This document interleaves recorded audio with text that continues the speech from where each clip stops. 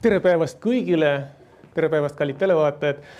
Mina olen Mihhail Zujev, mina õpetan füüsikat merekoolis. Ja täna mina räägin sellest oma kogemusest, kuidas teha sellise kontrolltöö või eksami, mida ei ole võimalik petta. Ja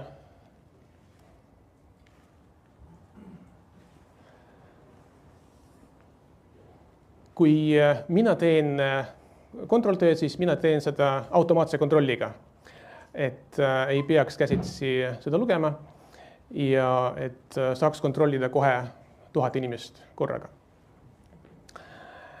Ja kuidas mina tean, et inimesed ei petta mind? Esiteks, ma reastan kõiki tulemusi siis protsendi ja aja järgi. Ja juhul, kui inimesed alustavad, siis nemad langevad esimesse ruutu, kus on liblikad, ehk siis nad teevad väga kiiresti ja väga valesti. Juhul, kui nad natukene juba süvenenud teemasse, siis nad teevad seda aeglaselt ja valesti. Ja kursuse lõpus nad mõtlevad hoolikalt, näete jah, et üle 2 minuti küsimuse peale, aga saavutavad positiivse tulemuse. Ja juhul, kui ma näen, et keegi on siia sattunud, need ükssarvikud, ehk siis kes 1 minutiga igale küsimusele vastavad, siis ma tean, et kas küsimused on liiga lihtsad või nad kasutasid teise inimese abi või nad teadsid juba vastused ette. Ehk siis selle järgi ma tuvastan seda ja loomulikult ma teen statistilise kontrolli, et kõik oleks enam-vähem normaaljaotuse järgi. Tavaliselt, ehk siis kui ideaalne variant on 0,5-ga, siis 35% on see, mis on reaalsuses, sest see on raske. Ja pärast ma saan võrrelda, mis oli enne kursuse algust ja kursuse lõpus ja saan vaadata, kuhu liikus iga õpilane. Nii et ma ei küsi õpilaste käest tagasisidet, et kas teile meeldis, kas küsimused olid rasked. Mina vaatan 2 parameetrit, tulemust ja aega. Ja millised tingimused peaksid olema selles terves kontrolltöös täidetud, et see oleks tõhus. Esiteks, lihtsad küsimused annavad rohkem punkte. See tähendab, et juhul, kui sa tead vähemalt midagi, et sa suudad eristada näiteks elevanti liblikast, siis sa saad juba 3 kätte. Ja juhul, kui sa oled juba tippspetsialist, sa saad juba 95% või rohkem. Aga neid küsimusi on vähe. Ehk siis 2 tükki on need, mis on väga lihtsad ja 2 küsimus on, mis on väga keerulised. Suurem osa, peaaegu pool, on keskmised küsimused. Teiseks, inimene ei tea, mitu õiget vastust siin on. Et juhul, kui ta juba teab, et siin on täpselt 1 vastus või 2 vastust 5,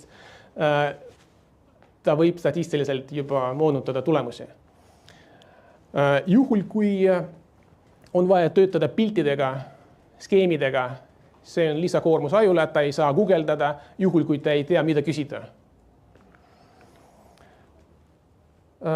3 minutit on see maksimaalne aeg, mida saab kulutada ühele küsimusele, ehk siis nad on piisavalt keerulised, et kontrollida oskust, aga ei ole üle jõu käivad, et ei pea 10 minutit midagi lahendama. Ja tohib kasutada lisamaterjale, Google'i, chati, mida iganes, nii nagu päris elus, välja arvatud teist inimest.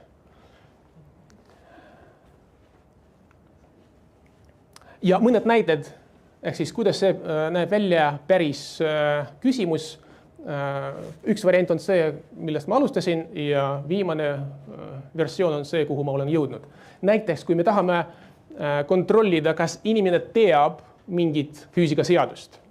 Ehk siis ma ei küsi, et mida väidab see seadus.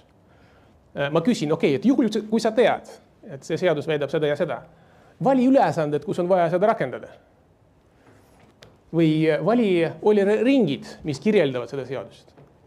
Ehk siis ta kohe, see küsimus paneb õpilast mõtlema ja mina saan seda kontrollida. Juhul, kui näiteks ma tahan kontrollida, kas ta oskab lahendada ülesandeid, sest füüsikas ülesanded on väga olulisel kohal, siis ma ei anna talle ülesannet, kus on vaja kirjutada nüüd lõppvastust. Sest juhul, kui näiteks ta lahendab õigesti, aga lõppvastus on vale, siis ta ei saa punkte ja vastupidi, kui ta juhuslikult satub õigele vastusele, ta saab täispunkte, kuigi väljund ei ole saavutatud. Ja seetõttu saab näiteks kas ühe pildi panna või mitu, ehk siis vanadest töödest skanneeritud pildid, lahenduskäigud, kus on vaja valida, kas vali vigased sammud või vali õiged sammud. Ehk siis ta peaks töötama ja mõistma seda lahenduskäiku. Juhul, kui on vaja lugeda teksti. Kes arvab, et füüsika peatükid on keerulised? Ja millegi pärast kõik niimoodi arvavad, aga millal te hiljuti lugesite ühte peatükki? Ehk siis kõik sõnad on tuttavad. Uskuge mind. Ehk siis kuidas kontrollida? Suuliselt on liiga tülikas. Juhul, kui ma küsin, et kas see väide on õige või vale, siis on 50% tõenäosus, et ta arvab ära. Aga juhul, kui ma küsin, et näiteks, vot siin on 5 järeldust selle teksti põhjal. Ja vali ainult kõik õiged järeldused, mida saab teha selle teksti põhjal. Ja näiteks kujutage ette, et tekst on horoskoop. Kuidas teile tundub, kas horoskoop on füüsikaalane tekst? Et juhul, kui öeldakse, et vot selle planeedi mõju on selline ja selline, siis see on astronoomia, okei, füüsikaga seotud. Aga näiteks järeldus võib olla selline, et kõik, kes on sündinud näiteks septembris, neil on homme õnnelik päev. Ehk siis see on järeldus sellest tekstist, see on vale, aga selle teksti põhjal see on õige järeldus. Ehk siis inimene, ta võib googeldada, ta võib küsida chati käest, chat ütleb, et see on vale, aga juhul, kui ta ei ole teksti lugenud, siis ta ei saa neid punkte kätte. Ja jälle joonised ja skeemid, mis on kooskõlas või vastuolus tekstiga, ehk siis ta peab teadma, mäletama, kasutama oma konspekti ja siis võrdlema selle skeemiga. Vot sellised on mõned näited ja juhul, kui teil on oma küsimused, näiteks oma mured, siis praegu on see õige aeg küsida.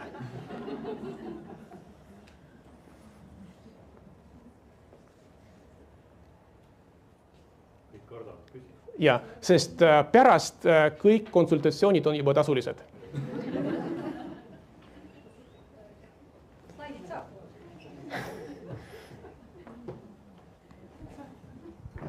Ütleme, et need küsimused peavad olema paraja raskusastmega, et need saaks nagu järeldusi teha, et kui kaua see aega võttis teil see välja töötamine või kogemuse kaudu, enese kogemuse kaudu? 10 aastast ja 12 kuud.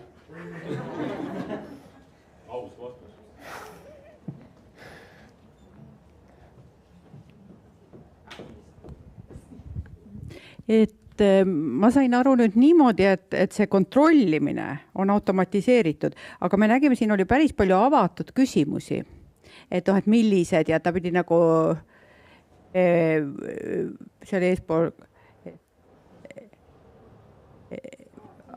et kas see avatud küsimustega siis ei olegi, et kuidas see automatiseerimine on, et need on nagu valikuvariandid? Ja, näiteks, kui mul on pilt, skaneeritud pilt, Moodle'is saab teha sellise küsimuse, ehk siis see on tegevus mälumäng, quiz, ja seal on küsimuse tüüp hotspots. Paned pildi ja siis ta peab lohistama ringe sinna või teatud ala peale, kus on minu poolt määratud, et see on vale või see, ehk siis selle eest ma annan punkte. Ehk siis kõik on valikvastused, näiteks ka ringid, ehk siis skeem, üks skeem, teine skeem, ehk see on eraldi valikvastus.